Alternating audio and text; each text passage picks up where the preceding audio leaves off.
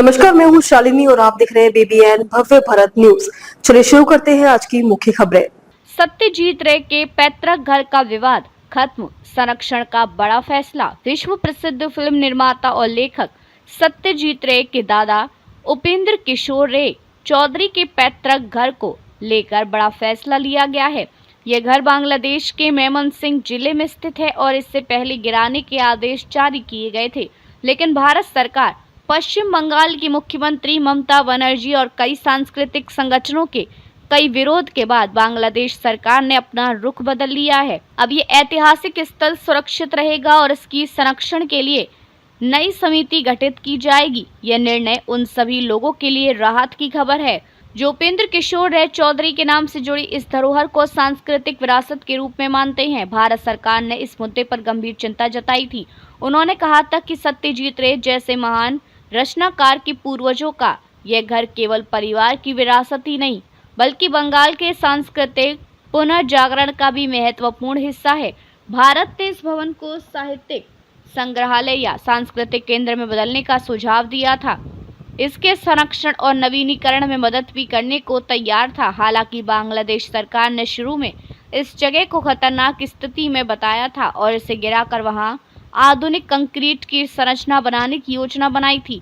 उसका तर्क था कि पुराना भवन जर्जर होकर आसपास के लोगों के लिए खतरा बन गया है, लेकिन भारत के विरोध और पश्चिम बंगाल की मुख्यमंत्री ममता बनर्जी के दखलंदाजी के बाद बांग्लादेश ने फैसला वापस ले लिया।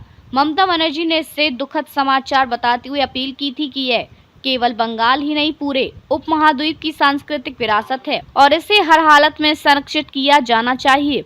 यह विवाद ऐसे समय में सामने आया जब भारत और बांग्लादेश के बीच राजनयिक संबंध तनावपूर्ण है।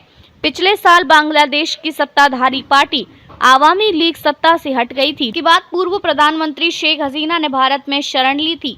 इन घटनाओं के चलते दोनों देशों के बीच कूटनीतिक संवाद प्रभावित हुआ है। वर्तमान में बांग्लादेश की अंतरिम सरकार का नेतृत्व नोबेल पुरस्कार विजेता मोहम्मद यूनुस कर रही हैं। इस सरकार ने शेख हसीना को भारत से वापस सौंपने की मांग की है, जबकि भारत ने वहां हिंदू अल्पसंख्यकों पर बढ़ती हिंसा और असहिष्णुता की चिंता जताई है। इन सभी संवेदनशील मुद्दों के बीच सत्यजीत रे के दादा के घर को लेकर यह सांस्कृतिक विवाद दोनों देशों के बीच ऐतिहासिक और भावनात्मक जुड़ाव की एक झलक पेश करता है। अब जब बांग्लादेश सरकार ने इस मामले में रुख बदलते हुए एक नई समिति गठित कर दी है, तो उम्मीद की जा रही है कि यह स्थल एक सांस्कृतिक केंद्र के रूप में संरक्षित और पुनर्निर्मित होगा। यह कदम दोनों देशों के बीच सांस्कृतिक सहयोग की नई दिशा भी दर्शाता है। इस तरह उपेंद्र किशोर रे चौधरी का पैतृक घर एक बार फिर अपनी गरिमा और सांस्कृतिक महत्व के साथ लोगों के सामने आएगा और सत्यजीत रे की विरासत को नई ऊर्जा मिलेगी। तो अभी तक के लिए इतना ही। मैं शालिनी आपसे विदा लेती हूँ। अगली खबर में फिर मुलाकात होगी एक और खास खबर के साथ। तब तक के लिए बने रहिए BBN भव्य भारत न्यूज के साथ। नमस्कार।